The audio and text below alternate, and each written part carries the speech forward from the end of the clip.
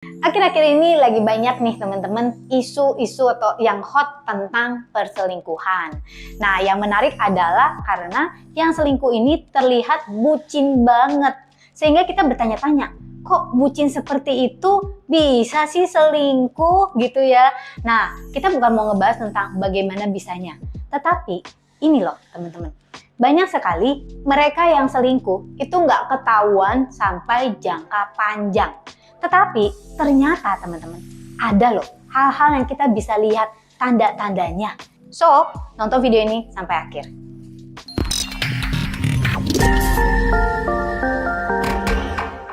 Oke teman-teman, jadi apa sih tanda yang pertama nih ya? Sebenarnya cukup obvious tetapi sering kita nggak sadar. HP teman-teman, HP-nya ini jadi sensitif atau sering disembunyiin. Sebenarnya kalau misalnya kita nggak ngomongin apa-apa, ya boleh dong HP ini dilihat oleh pasangan, ya nggak apa-apa toh. Walaupun mungkin nggak sering-sering tapi dilihat juga nggak masalah. Cuman ada orang-orang tertentu yang sensitif banget kalau misalnya HP-nya tuh dipegang aja udah marah. Hati-hati teman-teman, kalau pasangan kita seperti itu. Apalagi kalau dia punya dua HP atau dua nomor yang berbeda. Seringnya gini ya teman-teman, HP utamanya memang untuk ngobrol sama kita, mungkin juga untuk ngobrol soal kerjaan atau bisnis. Tetapi kemungkinan besar dia bisa aja selingkuh di nomor yang berbeda. Karena WhatsApp-nya berbeda teman-teman. Jadi perlu diwaspadai kalau pasangan kita punya HP yang sensitif untuk kita lihat. Mungkin HP pertamanya atau HP keduanya sama aja. Yang kedua, nah ini teman-teman, yang sering kali membuat kita nggak sadar. Tiba-tiba kamu dibanjiri dengan hadiah-hadiah yang mahal. Atau sesuatu yang di luar kebiasaan deh gitu ya. Sesuatu yang di luar kebiasaan. Misalnya nih, biasanya dia pedit banget. Tapi tiba-tiba kok dia jadi baik banget. Kasih kamu bunga, kasih kamu hadiah out of nowhere. Padahal itu bukan kebiasaannya selama bertahun-tahun. It looks like something so sweet for us. Tetapi banyak ahli psikolog juga yang mengatakan bahwa ini adalah salah satu tanda ciri-ciri bahwa dia sedang menutupi perasaan bersalahnya atau dia sedang menutupi perilakunya, dan supaya kita nggak curiga, dia buat kita happy. Jadi perhatikan kalau ada hal-hal yang di luar kebiasaan yang dia lakukan. Yang ketiga, nah ini yang banyak nih teman-teman ya, selingkuh di sosial media.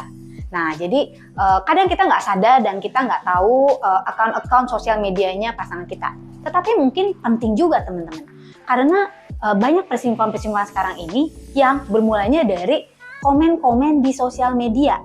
Saling komen, akhirnya kopi darat. Nah teman-teman, jadi kalau misalnya nih ada nih komen-komen di sosial media yang mencurigakan, hati-hati juga, itu bisa jadi bibit-bibit perselingkuhan atau perselingkuhannya udah dibawa sampai ke sosial media, saling mengagumi, saling komen di sosial media masing-masing. Yang berikutnya adalah teman-teman, mood swing atau moodnya atau feelingnya itu tidak kekontrol, major mood swing. Sebentar bisa baik, tapi tiba-tiba out of nowhere bisa marah-marah. Nah, abis marah-marah dia tiba-tiba pergi. Hati-hati teman-teman kalau yang seperti itu. Bisa aja dia itu suka cari gara-gara untuk ribut sama kita. Sebagai alasan bahwa iya nih, gue selingkuh karena ribut di rumah misalnya gitu ya. Gue selingkuh karena ribut sama pacar. Padahal yang cari gara-gara dia juga gitu ya. Jadi hati-hati kalau nggak ada angin, nggak ada hujan, tiba-tiba dia bisa mood swing begitu cepat dan kebanyakan menyalahkan kita akhirnya. Nah, yang berikutnya adalah creepy communications atau komunikasi yang makin nggak nyambung. Nah, biasanya kan kalau di awal-awal gitu ya semuanya manis, komunikasi kita baik gitu ya. Tapi kalau misalnya komunikasi semakin lama semakin buruk, hati-hati teman-teman. Karena komunikasi itu sebenarnya adalah lem yang paling ampuh di dalam hubungan atau relationship. Tapi komunikasi seperti apa? Tentu aja loving communications atau komunikasi yang istilah kata nih saling mengembangkan, saling yang menyenangkan, yang istilah kata saling membuka gitu ya, saling menambah di dalam hidup masing-masing. Tapi kalau komunikasinya udah nggak enak, kalau sekali ngomong nih, kamu ngomongin hal ini, tapi kok dia tiba-tiba nyolot gitu ya. Dan pokoknya komunikasinya ini senantiasa membuat kita merasa nggak enak, merasa kita jadi kita mikir sendiri, gue salah apa ya? Hati-hati teman-teman. Creepy communications juga adalah salah satu tanda yang sangat jelas bahwa ini loh, hati-hati, kemungkinan besar juga ada perselingkuhan di luar sana. Yang berikutnya adalah bila seseorang ini tiba-tiba jadi sangat memperhatikan penampilan. Nah, ini biasa lah ya teman-teman. Misalnya nih, yang tadinya nggak suka parfum, bahkan kita aja nggak dikasih pakai parfum gitu ya. katanya bau, tapi tiba-tiba dia suka parfum. Semuanya berubah. Mobilnya yang tadinya nggak ada wangi, tiba-tiba wangi, teman-teman. Bajunya yang tadinya tidak ada bau parfum, tiba-tiba dia koleksi parfum. Nah, perhatikan bila ada perubahan penampilan seperti itu. Sebenarnya siapa yang mau dia impress ya? Jadi ini adalah salah satu tanda yang sangat subtle, tetapi sangat kelihatan bahwa mungkin dia sedang terlibat di dalam perselingkuhan.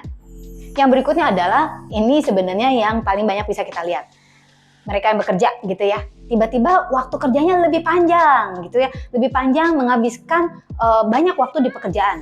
Sebenarnya dari pacaran pun juga kita bisa ngerasain. Kalau tiba-tiba dia sering absen di saat-saat yang biasanya kita ngobrol, atau saat-saat yang memang spesial untuk kita jalan bareng, tiba-tiba dia bilang, sorry aku harus extend, aku harus kerja ini, tanpa ada bukti-bukti yang jelas ya. Kadang-kadang kita tidak sadar diselingkuhi ketika kita sudah terlalu percaya sama seseorang. Itu masalahnya. Tetapi kalau ini sering terjadi, nah ini juga kita harus perhatikan. Yang berikutnya adalah soal keuangan. Bila tiba-tiba dia menyembunyikan sesuatu, apalagi dalam soal keuangan di antara kamu, apalagi bila sebelumnya kalian tuh saling terbuka satu sama lain gitu ya. Tapi tiba-tiba nih dia jadi diem-dieman gitu kan ya. Nah itu harus hati-hati dalam penggunaan uang, dan misalnya nih dia tiba-tiba lebih pelit sama kita atau sebaliknya. Pokoknya perhatikan hal-hal yang tidak biasa. Dan bila yang tidak biasanya ini jadi nggak konsisten, ya kadang ya kadang nggak, kadang ya kadang nggak. Inkonsistensi, nah perubahan-perubahan seperti ini biasanya menurut para psikolog ini adalah salah satu tanda bahwa dia sedang terlibat perselingkuhan. Nah yang berikutnya juga adalah kadang-kadang dia seperti memory loss. Misalnya nih, dia ngomong sesuatu sama kita, tetapi berapa hari kemudian atau berapa lama kemudian kita ngomong balik, waktu itu kan kamu ngomong gini ya. Lalu tiba-tiba dia merasa, kapan gue ngomong kayak gitu sama lu? Nah, atau malah sebaliknya, tiba-tiba dia bilang, kamu ingat nggak ketika saya ajak kamu ke tempat ini? Hati-hati, padahal kamu nggak pernah ke tempat situ gitu ya, nggak pernah makan di tempat itu, tiba-tiba dia bilang, iya saya sama kamu. Nah, mungkin bukan sama kamu, tapi sama seseorang yang lain. Selingkuhan ya mungkin. Nih, satu lagi yang nyakitin banget teman-teman. Di-compare. Jadi kalau tiba-tiba nih dia suka compare kamu sama seseorang yang lain, tiba-tiba dia, ya sebenarnya ada nggak tiba-tiba? Mungkin dia cerita gitu ya, dia cerita tentang rekan kerjanya, tapi dengan cara yang sebenarnya pelan-pelan tapi pasti merendahkan kamu, tetapi meninggikan yang ono. Hati-hati teman-teman. Pokoknya intinya adalah comparing kita dengan seseorang yang lain, tentu aja yang lawan jenis ya, dengan cara merendahkan kita. Ini adalah salah satu tanda yang bisa leading ke arah perselingkuhan. Mungkin pada saat dia ngomong, dia belum selingkuh. Tetapi kalau ini dibiarinin, nah biasanya lama-lama kekaguman itu bisa berbuah lebih jauh ke arah perasaan, teman-teman. Nah jadi ketika dia mengagumi seseorang dan dia ngelihat kita inferior dibandingkan orang yang dia kagumi ini, lama-lama diam-diam mereka bisa terlibat di dalam perselingkuhan. Last but not least, yang sangat-sangat penting sekali teman-teman adalah gut feeling. Kalau kita punya intuisi bahwa ada sesuatu yang nggak beres, walaupun kita nggak tahu dan seringkali kadang kita nggak punya buktinya, tetapi teman-teman, intuisi ini adalah nyata. Jangan bilang bahwa segala sesuatu itu berjalan dengan logik. Sebenarnya teman-teman, manusia itu, kekuatan terbesar manusia itu berada di dalam intuisinya. Dan intuisi ini berasal dari Tuhan loh teman-teman. Jadi kalau misalnya kamu punya gut feeling atau punya perasaan, tapi ini dalam arti kamu bukan seseorang yang toksik dan yang nggak biasa mencurigai seseorang ya teman-teman ya. Kamu tiba-tiba punya gut feeling, ada yang nggak beres nih. Kayaknya I don't know what, I don't know why, but it's something off. Your higher self sedang berusaha menyampaikan kepada kamu bahwa there is something that you need to check out. Oke, teman-teman, semoga video hari ini bisa membuka nih teman-teman, membuka mata kita tentang gimana sih caranya nih mengenali tanda-tanda bahwa seseorang selingkuh dan kita nggak realize. Teman-teman, subscribe di channel ini karena minggu depan kita akan ngebahas lebih jauh lagi mengapa seseorang selingkuh, dan lalu kita juga akan terus membahas apa yang perlu kita lakukan kalau memang perselingkuhan ini terungkap, and how to heal yourself from breakup.